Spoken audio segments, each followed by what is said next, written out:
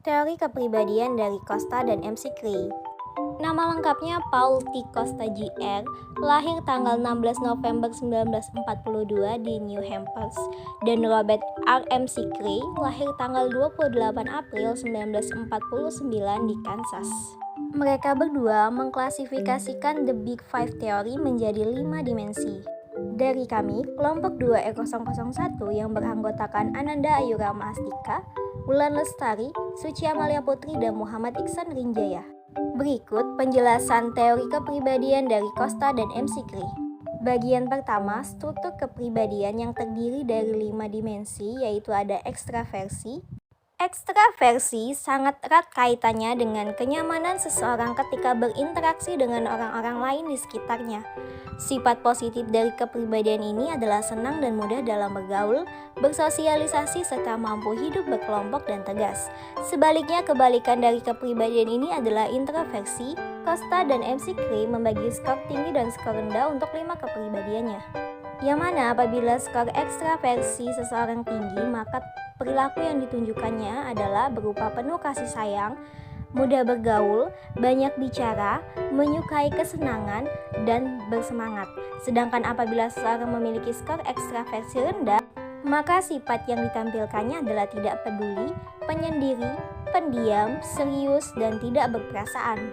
Yang kedua adalah neurotisme.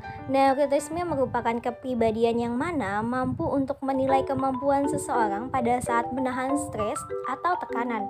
Kepribadian ini menilai dari kestabilan serta ketidakstabilan emosi pada individu. Apakah individu tersebut mudah stres, memiliki ide-ide yang tidak realistis, atau memiliki coping response yang maladaptif. Apabila seseorang memiliki skor neurotisme tinggi, maka kecenderungannya akan menampilkan sikap pencemas, temperamen, sentimental, emosional, dan rentan. Sedangkan apabila kecenderungannya skornya rendah, maka sikap yang ditampilkan berupa tenang, terkadang temperamen, bangga dengan diri sendiri, tidak emosional, dan kuat. Yang ketiga ada keterbukaan. Dimensi kepribadian keterbukaan ini mengelompokkan individu berdasarkan ketertarikannya terhadap hal-hal baru dan keinginan untuk mengetahui serta mempelajari sesuatu yang baru. Sifat kebalikannya, individu akan cenderung konvensional dan nyaman terhadap hal-hal yang telah ada serta akan menimbulkan kegelisahan jika diberikan tugas-tugas yang baru. Apabila seseorang memiliki skor keterbukaan yang cenderung tinggi, maka sifatnya itu biasanya akan imajinatif, kreatif, inovatif, penasaran, dan bebas. Kemudian apabila skor keterbukaannya rendah, maka sifatnya itu akan cenderung realistis, tidak kreatif, konvensional, tidak penasaran, dan konservatif. Keramahan atau agreeableness menilai kualitas orientasi individu dengan kontinum nilai dari lemah lembut sampai antagonis di dalam berpikir, perasaan, dan perilaku. Dimensi ini merujuk kepada kecenderungan seseorang untuk tunduk kepada orang lain. Mereka yang memiliki skor A tinggi cenderung jauh lebih menghargai harmoni daripada ucapan atau cara mereka. Mereka tergolong orang yang kooperatif dan percaya pada orang lain. Mereka yang memiliki skor A rendah cenderung memusatkan perhatian lebih pada kebutuhan sendiri ketimbang kebutuhan orang lain. Kesadaran atau consciousness menilai kemampuan individu di dalam organisasi, baik mengenai ketekunan dan motivasi dalam mencapai tujuan sebagai perilaku langsungnya. Sebagai lawannya, menilai apakah individu tersebut tergantung, malas, dan tidak rapi. Dimensi ini merujuk kepada jumlah tujuan yang menjadi pusat perhatian seseorang. Orang yang mempunyai skor tinggi cenderung mendengarkan kata hati dan mengejar sedikit tujuan dalam satu cara yang terarah dan cenderung bertanggung jawab, kuat bertahan, tergantung, dan berorientasi pada prestasi. Sementara yang skornya rendah, ia akan cenderung menjadi lebih kacau pikirannya, mengejar banyak tujuan, dan lebih hedonistik. Pengembangan teori 5 faktor. Pada awal kemunculannya, kelima faktor McCree dan Costa tidak lebih dari sekedar klasifikasi atas sifat-sifat kepribadian. Pada akhir 1980-an, McCree dan Costa mulai yakin bahwa mereka dan para ilmuwan lain telah menemukan struktur kepribadian yang cukup stabil. McCree dan Costa pada tahun 1956 menolak teori-teori terdahulu yang mereka anggap terlalu bergantung pada pengalaman klinis dan spekulasi pasif. Pada tahun 1980-an, Perbedaan dari teori klasik dengan teori modern semakin terlihat jelas. Hal inilah yang menjadi dorongan McRae dan Costa untuk menemukan teori alternatif yang lebih dari sekedar klasifikasi 5 faktor sifat-sifat kepribadian. Menurut McRae dan Costa, hal yang paling mendasari agar tercapainya teori alternatif ini adalah teori alternatif ini harus mencakup perubahan dan pertumbuhan yang telah terjadi selama 25 tahun dan juga tetap terikat pada prinsip empirik yang terjadi selama penelitian.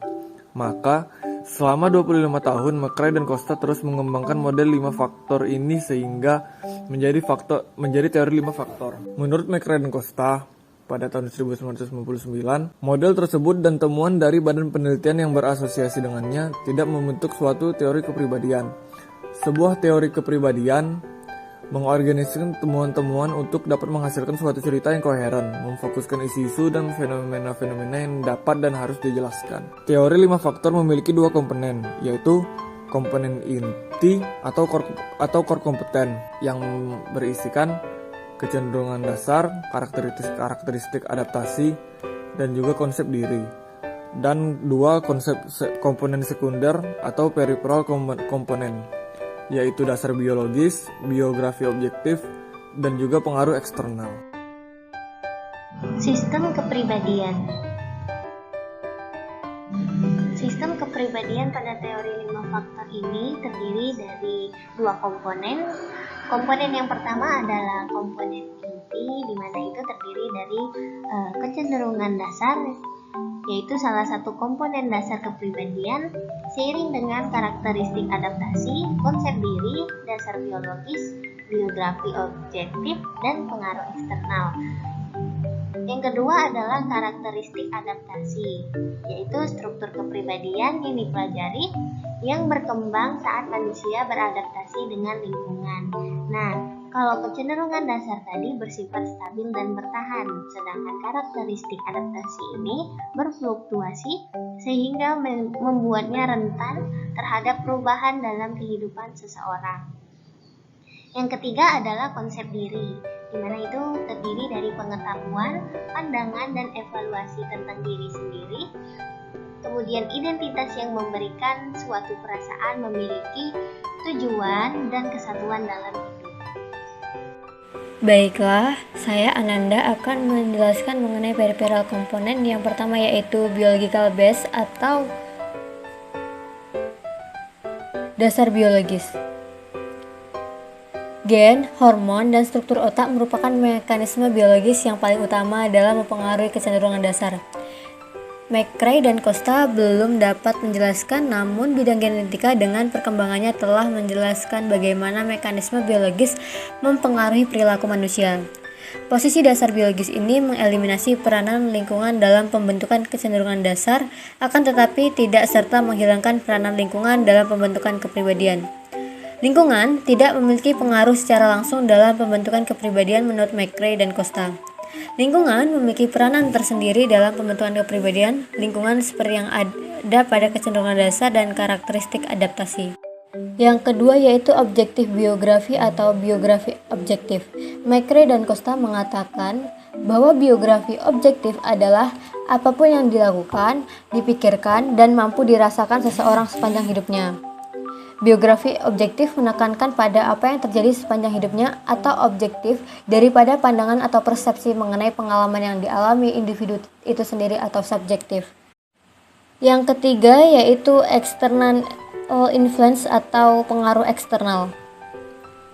Individu terus menemukan atau berada dalam situasi fisik yang berbeda, dan hal tersebut mempengaruhi sistem kepribadiannya. Cara kita merespons sesuatu yang dibahas dalam pengaruh eksternal. Menurut McRae dan Costa, respons tersebut merupakan fungsi dari karakteristik adaptasi dan interaksi mereka dengan pengaruh eksternal. Inilah teori kepribadian Costa dan MC Cree dari kelompok kami. Wassalamualaikum warahmatullahi wabarakatuh.